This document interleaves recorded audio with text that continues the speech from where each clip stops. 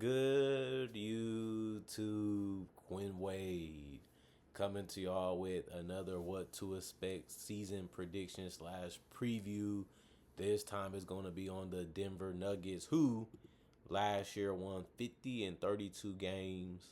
And that was very, very good to see. They finished second in the Northwest Division to the Oklahoma City Thunder, and they're trying to find a way to improve, and they found that this offseason, adding a lot of depth by getting rid of Michael Porter Jr., who was a hit or miss player for them and a guy that people consider overpaid. And now they get rid of him to have more guys on their bench to give more rest to their starters and be a more well-rounded team in general. Christian Braun had a very, very good season where he averaged 15, 5, and 2 assists on 58% shooting from the field because he was very, very good at getting out in transition and finishing. He was very good at shooting threes when they was open and getting to the basket and cutting and finishing around the rim. He also increased his free throw percentage from the 60s to the 80s because he attempted more shots at the free throw line. Not only that, he also rebounded well for his position. He also got some deflections and some interceptions when it comes to steals. And he was just very, very, very ready for the situation that was thrust upon him in Denver. And he reacted the right way. He improved the right way. And he was one of the reasons why the team was able to win a lot of games, even in the postseason, although they lost in the first round. But, in the second round. But Bruce Brown is back. That was one of the guys. Oh, they regret getting rid of Bruce Brown. They should have kept Bruce Brown. Well, Bruce Brown is 29 years old. He should be healthier going into this season because they got eliminated. He was already eliminated with his team. So he should have been able to rest that body, prepare that body for the regular season. He knows what the Denver Nuggets is about. He knows what the Denver Nuggets do. And it's just about him fitting in, playing off of Jokic, playing off his teammates, hitting the floaters, finishing some layups, getting out in transition, making some shots when they're available, and then playing some solid defense when he gets out there on the court. And that's all they really need him to do, and that's all he's going to be required to do.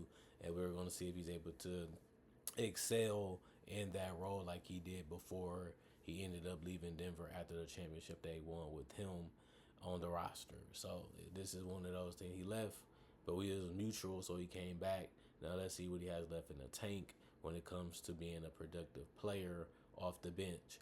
Aaron Gordon, hopefully his hamstring is fine. Some months don't went past. He should be fully healthy when the season starts. He should be ready for training camp. He should be ready for preseason. And I expect him to continue to show that he's one of the best wings in the game. The guy definitely can shoot the three now. He can finish around the rim very strong. He can kill you in transition. And the guy just understands his game and his role on the team. And I think that he's going to continue to show that he's a very important piece to the success of the Denver Nuggets. And that's something that's always going to matter. And when they traded for him, they thought that he was going to be a guy that can be that for them. And he's been able to live up to it and be the perfect complementary player to Jokic and Jamal Murray and also other guys in those starting lineups or the lineups that he's out there with eventually. And I say that because he's showing you that he can score a little bit more freely. Not saying he's going to kill you one-on-one. Not saying that he's going to drop 30 on you every night. But his confidence is getting better. His shooting is getting better.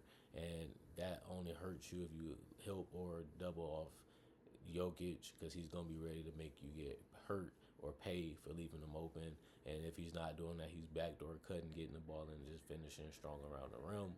And he understood that that's all he needed to do. He perfected it, and now he's just adding more to his game and expanding his game, which helps his longevity staying with the Denver Nuggets. And we're going to see what he can do this year as an improvement. Tim Hardaway Jr., all they really need him to do is catch and shoot. If he can catch and shoot and get the ball to the basket by a hard closeout from time to time and play a little defense while he's out there, we only paying you $2 million.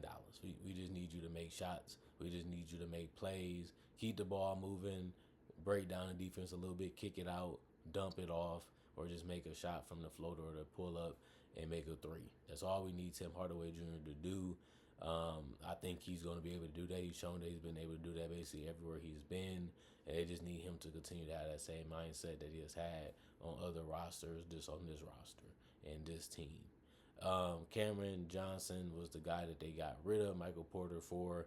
They bring similar type of styles. I just think Cameron Johnson probably the better defender, but he's worse as a rebounder. And we're going to see if he can really shoot that three ball at a high level. Not saying that he can't. We just have to see if he can for the Denver Nuggets. But he has shot 39% from three for his career, which is impressive. He did take the most attempts last year, 7.2, and he finished at 39%. So that's something that you see and say, well, this should be an upgrade, especially defensively. And we got some depth in that trade too because we was able to use that to get other people. And he actually shot 47% from the field, and he took the most attempts last year in his NBA career with 13.1, and he was more efficient than any other career besides one of his seasons. So it just shows you that he's going to be ready. He's going to be able to give them what they think they needed. His free throw percentage is good, above 80% for his career. His playmaking is decent because he always moves off the ball if he don't have a quality look. And he also can defend without fouling. He played 31 minutes and he only committed 1.8 personal fouls per game. And he also averaged a career high 18 points a game. I don't think he needs to do that on this team, but if he does bring that same energy and that same effort, you're not going to whine, you're not going to complain because you're going to be happy with it because that's the purpose of getting him. Other than that, Jamal Murray, he's going to have to step up. $46 million this year. He's supposed to be that 1A, 1B type of player, but he actually just became a B. He's not going to be mad at that because he knows how great Jokic is and he knows how respectful Jokic has been, saying that me and Murray is just a great combination, especially in the pick and roll. And it just puts the defenses in tough situation because Jokic can shoot a three, he can hit a floater, he can back you up and score in the paint, he can finish around the rim, he can free the shot at the free throw line, and Jamal Murray can get to the rim. He can do a mid-range stop and pop. He can obviously pull up from three, pull up from mid-range. He can hit floaters. He can get to the basket and make free throws also. And he just knows how to make the right reads.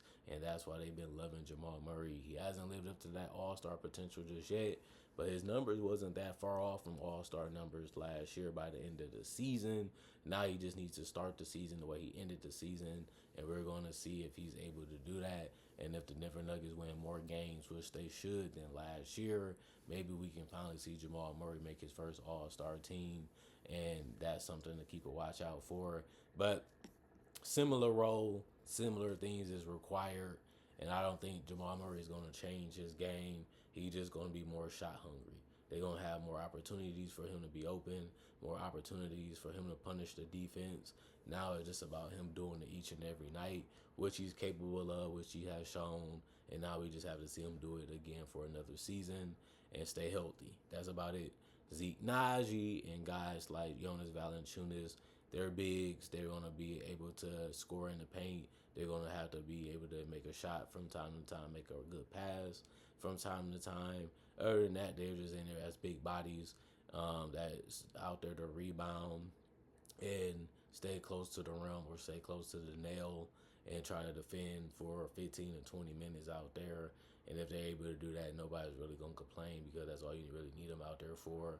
Julian Strawther just has to be a stretch guy, space the floor, move without the basketball, cut when it needs to be cut, get out in transition when you need to, and then just make shots that's open from the perimeter. And then you can say the same thing about Jalen Pickett. Just try to come in, defend, make a pass here and there, make a shot, get to the basket from time to time, transition buckets. Also, nothing really needed much out of him, and he's not going to play a ton of minutes, most likely either. And then Peyton Watson, obviously, we just need him to make a shot if you're a Denver Nuggets fan. And if he can make a three, and if he can, just make the right decision when the ball comes to him, and either that's get rid of the ball early or just make a play with the ball, that's all you need him to do when he's out there for those 11 to 15 minutes. Not only that, it is some other guys like Curtis Jones and Spencer Jones that might not be on the roster that long or might not be a big part of what the Denver Nuggets are trying to do and be about. But at least they earned the spot for now. We're going to see if they stay on the roster by the end of the year. Deron Holmes and Kessler Edwards are about the same. They're not gonna play a crazy amount of minutes. They're not gonna be relied on that much. But if somebody gets injured, somebody goes down, they're gonna be the first ones to get called up. They're gonna be the first ones to be in those patch up minutes for the boat so it don't sink. And I think that they'd be ready. They've been on this roster, so I think they'd be ready. They'd be happy with the ability to play. And then Tamar Bates is in the same boat with those guys. Just make a play, make a shot, and if you get on the court, that's all you're gonna be required to do. And then the last thing is Nikola Jokic, probably still the best player in the world by most people. I don't really blame people that think he is. I mean, anytime you averaging 29, 12, and 10 on 57% from the field and 41% from three, while still shooting 80% from the free throw line and playing 36 minutes per game, showing you that you was worth the super max, showing you that you're a pillar in the foundation of this team, of this organization, and backing it up each and every year when it comes to you doing your part.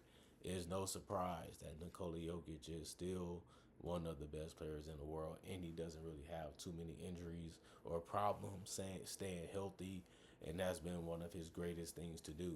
As much as he has the ball in his hand and much opportunity he has to get injured, he just plays it safe. He just plays it smart, and that's good because his teammates need him on the court as much as possible because he helps make their job easier. Although he only played 70 games last year, not 80 or 82, that's only 12 games missed. Last year, before that, he played 79 games. So Jokic just had a great career.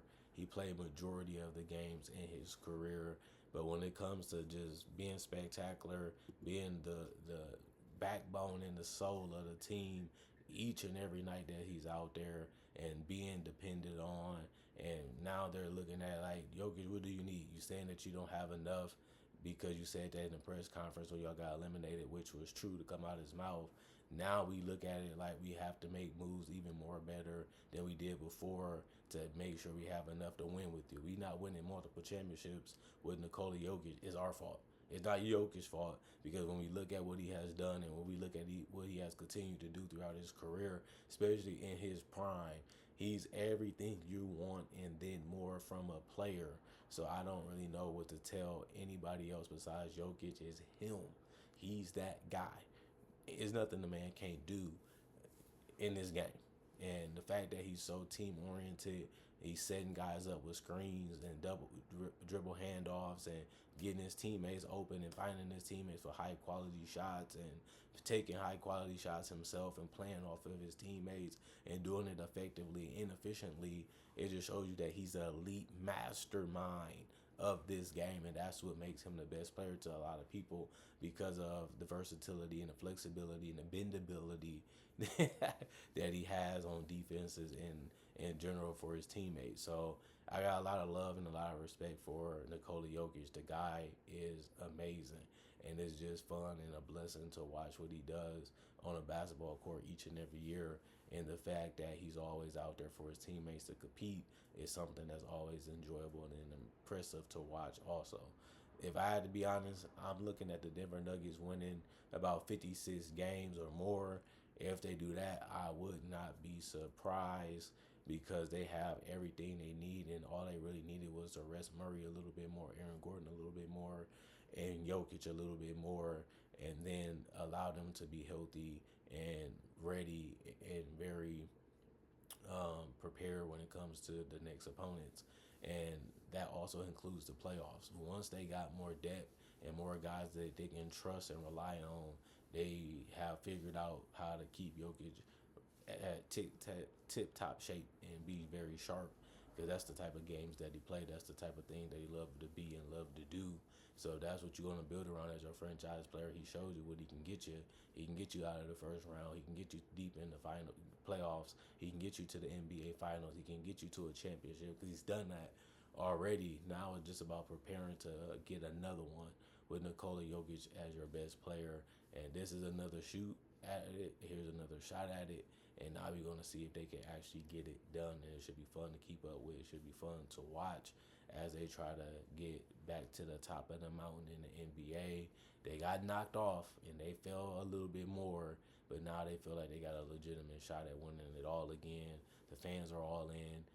The non-Denver fans are even watching this team because they look at the roster, look at the things that they see on paper, and they looking at it like this team is going to be just as good as OKC, just as Houston, and et cetera, et cetera. So it's going to be fun at the end of the day to see what this Denver team does.